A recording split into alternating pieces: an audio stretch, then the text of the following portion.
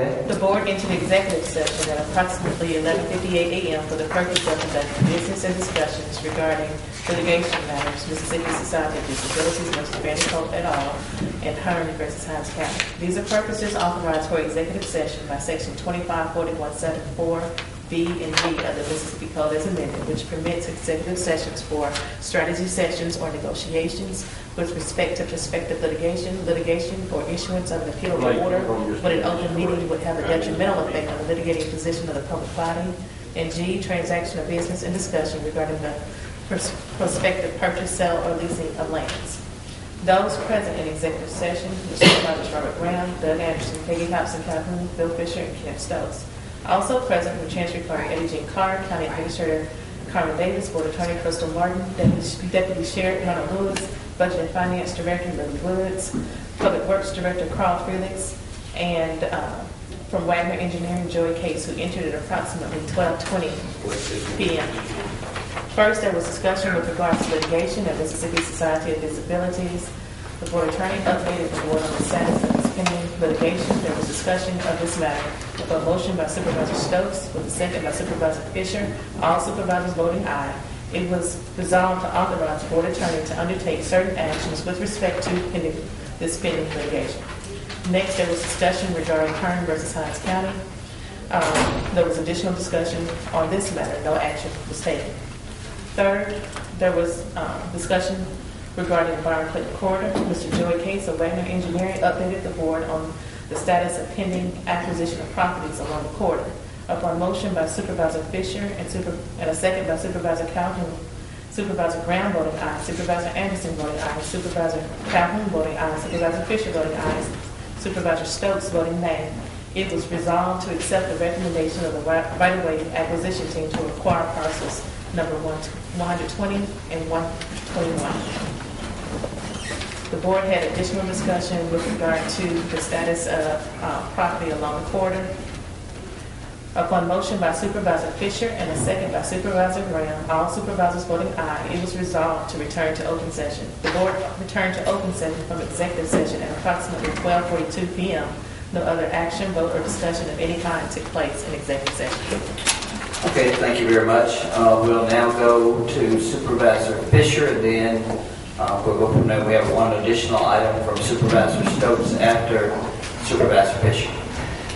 Mr. President, I move we allocate the $26 million of money for road construction of Pleasant Byron Parkway, or Norwell Byron Parkway to Section 2, approximately 3.24 miles upon completion of road acquisition.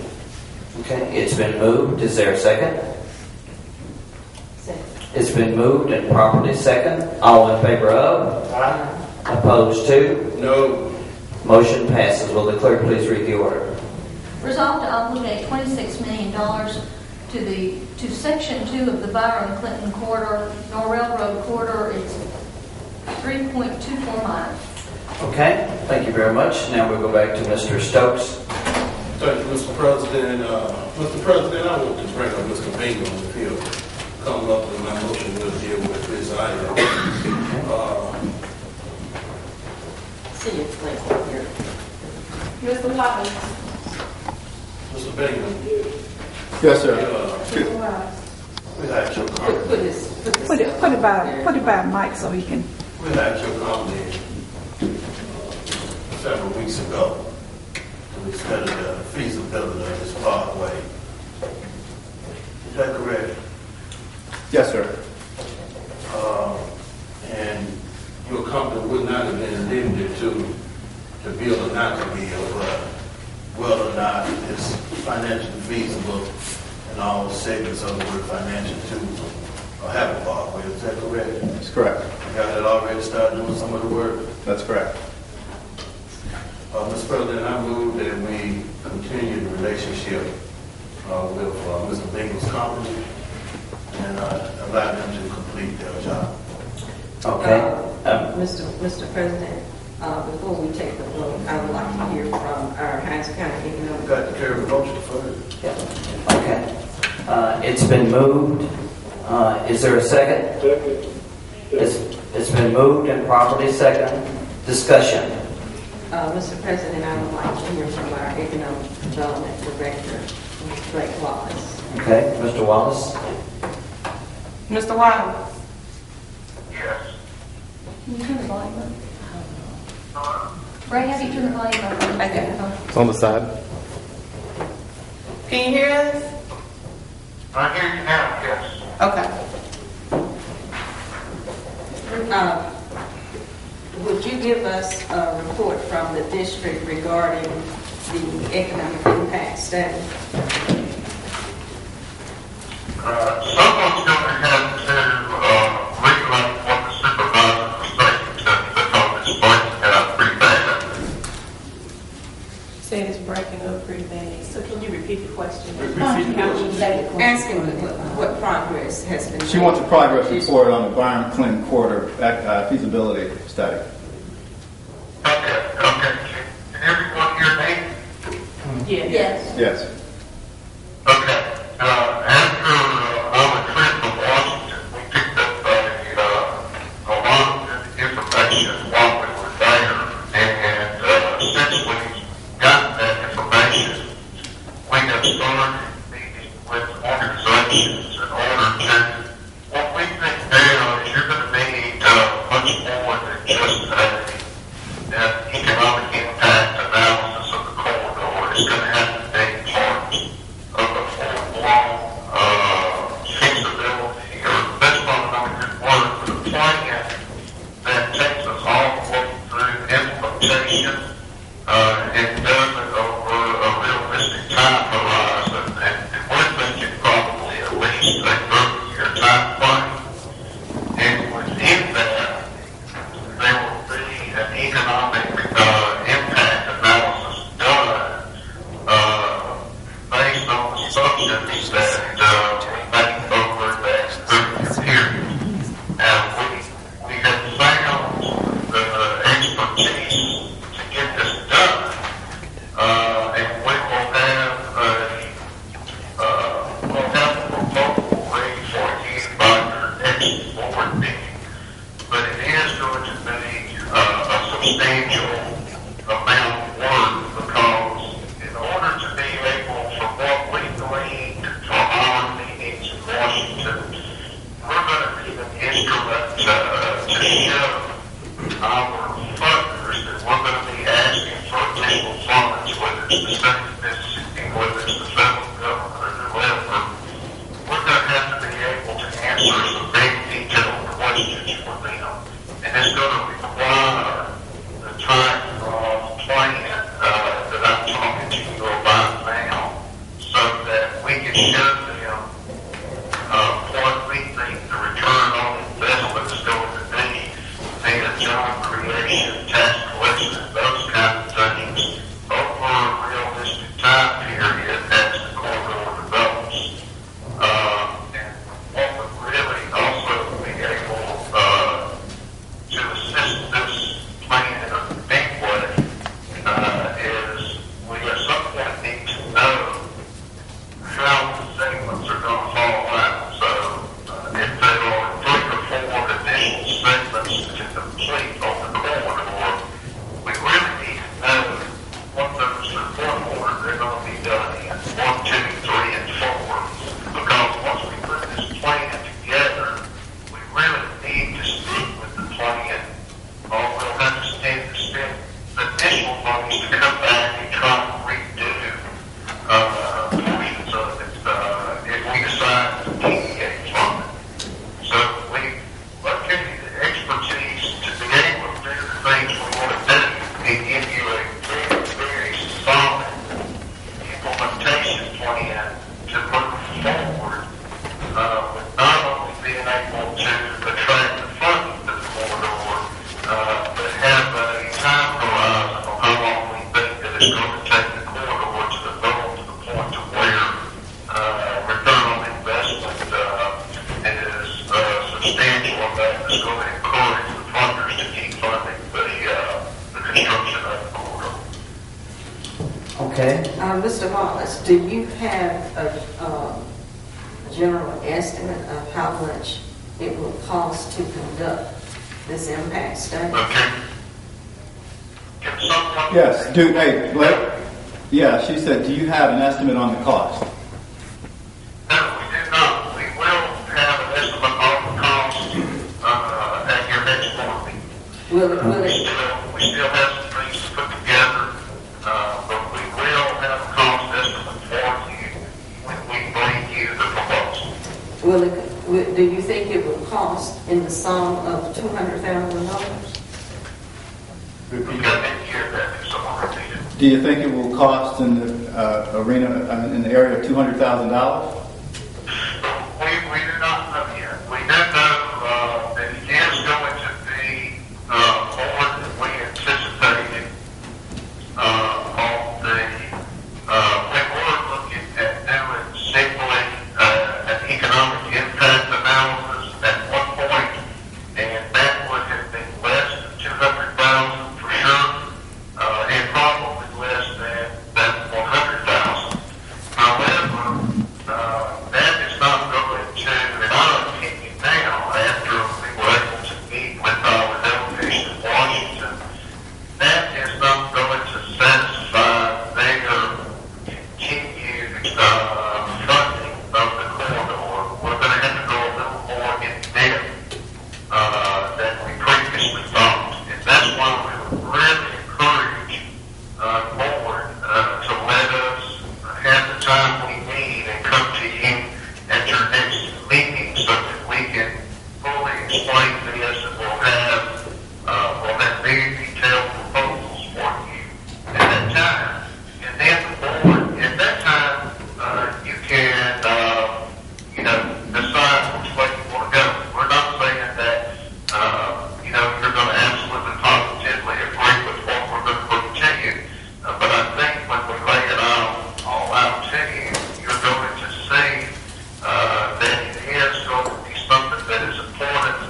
And the good part about it is whatever funding that we need to do this, it is going to impact our local community, because we are going to be able to have expertise in our community to get these things done. Okay, let me just ask one particular question, then we'll go back down the line and talk see if Mr. Stokes or Mr. Fisher has anything to say as it relates to this particular issue. My only question, Blake, is, if I'm hearing this correct, I heard you use the word hire, so in other words, so you're saying we're going to have to hire someone, you're going to have to hire someone to do what we've already hired someone to do. Is that an accurate statement, or is that an assumption that I'm making? Or that's my first question. And my second question would be, how much work had been done, or had there been any work done by you or Hines County Economic Development before we made our Washington trip? So I know exactly where we are. You need me to repeat that, Blake?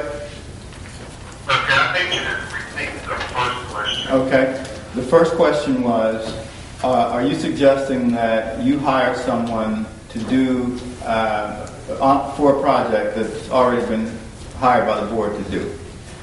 The second question was, how far along have you done any work previously on this project Before the Washington trip?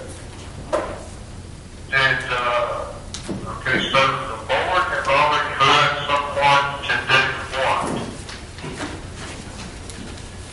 I'm not sure what the board has hired someone to do. Could you explain that to me? As a point of clarification, the board rescinded the motion that hired Malachi. And so at that point, then brought the Economic Development Board on board. So there is no one hired to do the work except the assignment to Mr. Blake. So the question isn't a fair question that the board's being asked to hire somebody since they've already hired someone.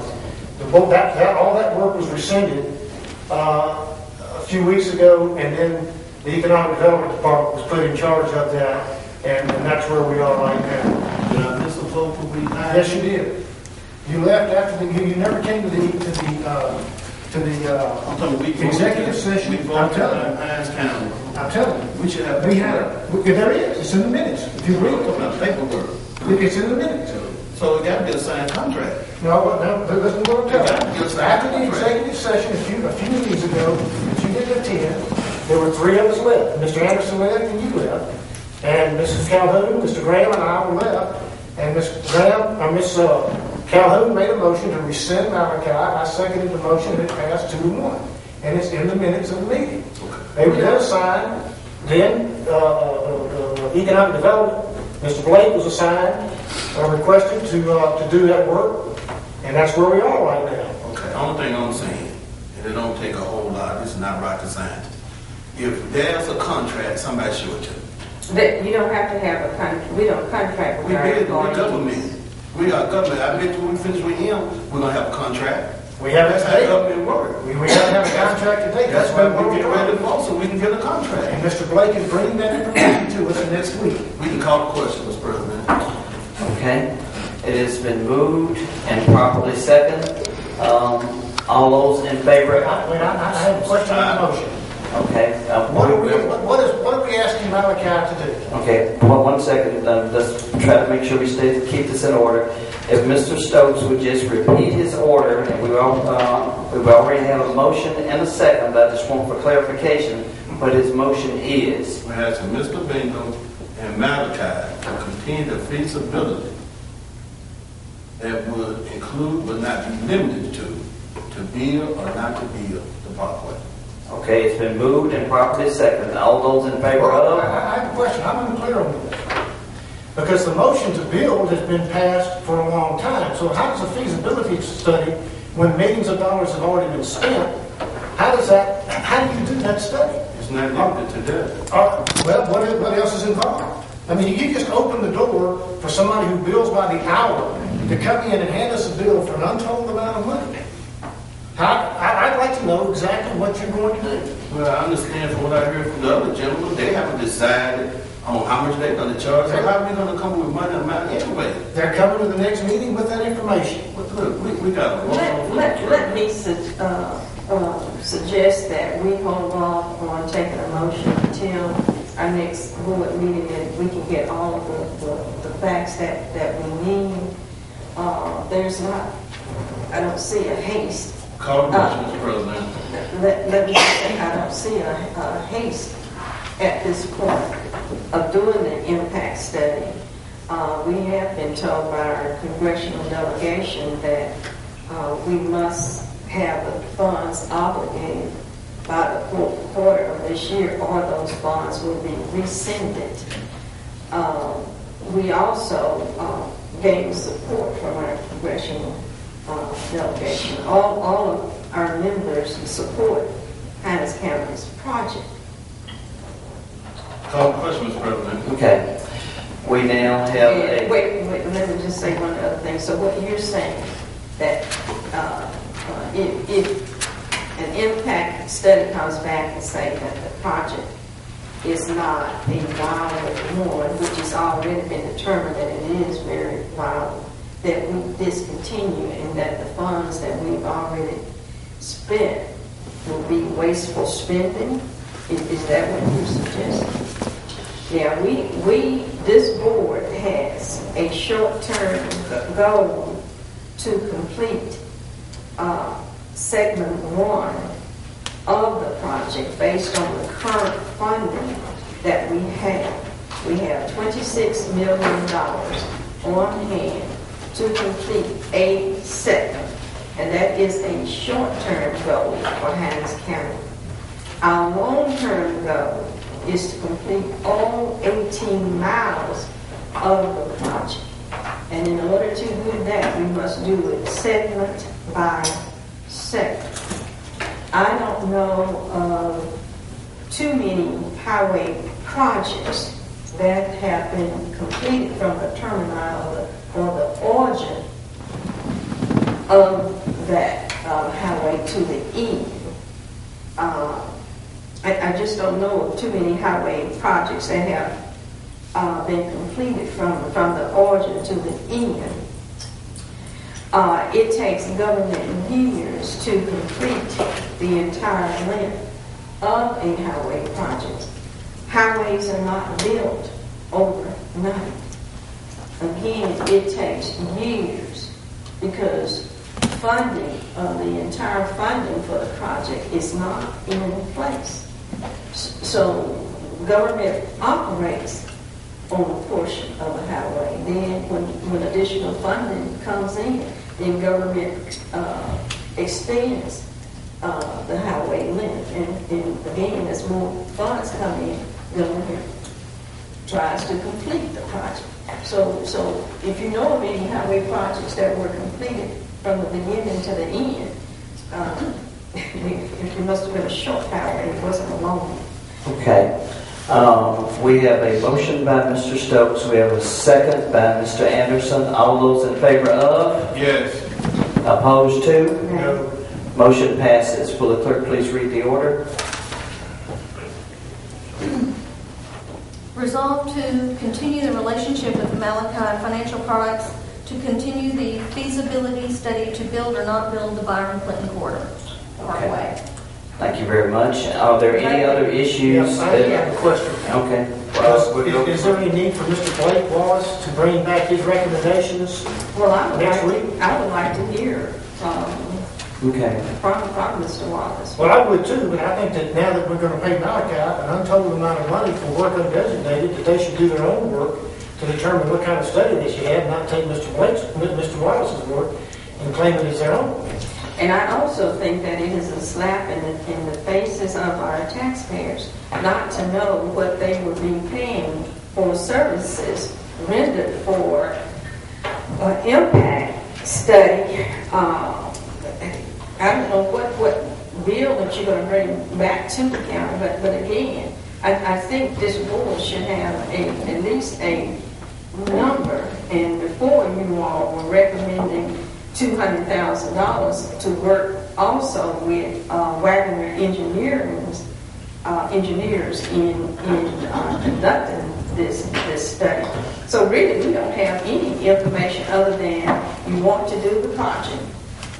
You have 3 board members that are willing to give you a check that has not been signed, with a check that doesn't include a dollar amount. So out of the professional courtesy to our taxpayers, I think they need to know if you're not willing to respect this board by giving us a figure to conduct that study. Somebody needs to know. Why would 3 members of this board want to just can't give him a check and let him write in the dollar amount? Let me just stop at this particular point and just, Mr. Bingham, what I'd like for you to do is to make sure that you provide a scope of work. I'm not going to get into a debate about writing checks and how much all this costs. I'm going to keep this as professional as we possibly can. If there's another statement that you would like to make as regard to the scope of work, then from this point, we've talked about this issue long enough, then what we'll do is we'll move on and we'll make sure that if there's anything that we need to do legally, that is done with the board attorney. I don't know, or I don't think anyone has any estimate as to what it's going to cost. So for us to throw out numbers, it's just not fair at this point. I'm not going to throw out a number because I don't know. But just let me finish, Ms. Gallo, and then we're going to finish this up because we've been talking about this for about an hour now. Is there any other statement that you'd like to make regarding what you've done and what you need to do, and providing each board member here with any request that any board member needs? Then I would suggest that you make sure that you follow through on their request with everything that they need, and we'll go from that particular point. Thank you, Mr. President. I would like to, just, remind, the board that, I have worked with the county in excess of 9 years. I think our record is public and it's clear. I think we have, as a firm, always kept the county's best interests first, and I think as a result of it, the county has been better off. Under our guidance, the county has received 2 credit rating increases over the course of the last 9 years. You've completed a number of financial transactions, all of those transactions resulting in pure economic benefit to the county. I don't want for a moment for the board to feel like I'm here, just to try and hold the county, nor am I here in a cooperative and uncooperative vein. I understand how important this project potentially is for the county, but I also understand how important the county's balance sheet is to the taxpayer. And I believe that the concept of feasibility first is a very prudent decision on behalf of the board. So I'll work with whomever you want me to work with. I'll provide whatever requests that are necessary, but we'll definitely get to the business of of what's required and what it's going to cost and all of that stuff. But today is it would be really impractical to do. Okay. Mr. President, you mentioned you don't want to sit here and be unprofessional. It is not unprofessional for taxpayers to know what cost it's going to take to provide this stuff. And so literally what we are doing, or what you all are doing rather, is providing a blank check. Mr. President, I'm not providing a blank check to nobody. So don't sit up here and say I'm providing a blank check. And I've sit up here and listen to loud on me and talk about we doing a blank check. We trying to do a study to make sure it's feasible. Mr. President, let's cut me because this is real ugly. Because it's going back and forth. Those are false allegations. That man Blake Wallace told me he don't have the numbers. He didn't even show us a contract. He don't know yet how much it's going to be. It's been months. But you want to tell us that we giving this man a blank check? That's a damn lie. Okay, let me just cut it at this particular. May I mention two other comments? And then we're gonna cut this off. But before you do it, Mr. Calvin, what I want to just say is that when I used the word professional, I was referring to Robert's Rules of Order by showing courtesy to the individual at the podium. That's the only thing that I was meaning when I said about being professional. Just trying to be courteous to the individual that was speaking at the podium and not accuse him of anything or things of that nature. It was not directed at you or any other member of the board. So you can agree with your two comments, and then we're going to finish this. I don't think any board member has been disrespectful, and certainly I have not, but I have asked some questions. Number two question is, since you don't know the cost, but Mr. Wallace with our Economic Development District was going to bring in a cost so that we would know, and this board did give him the task of looking at the service. Secondly, you say that you have begun work on the project, on the impact study. If you have begun work on the study, then you should be able to at least tell us what's all involved in the scope of work. So if you would extend that professional courtesy to this board to say, well, this is what is involved in conducting an impact study. Sure. May I first clarify an economic impact study versus an economic feasibility study. I don't know what's involved in Blake's definition of an economic impact study, but what I know an economic impact study to be is the expected economic impact of a project that's been predetermined to be feasible after its projected level of performance upon the final execution of whatever that capital project is. That's not what I am proposing to do. I am proposing to work more specifically with the economic feasibility of this project.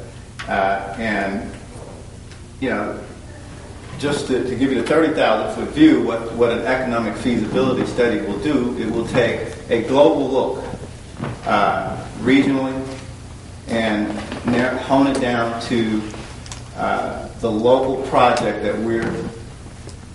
that the county board is considering, the Clinton-Byron Corridor. It will look for drivers such as revenue, such as opportunities for development, types of development, all of the things that go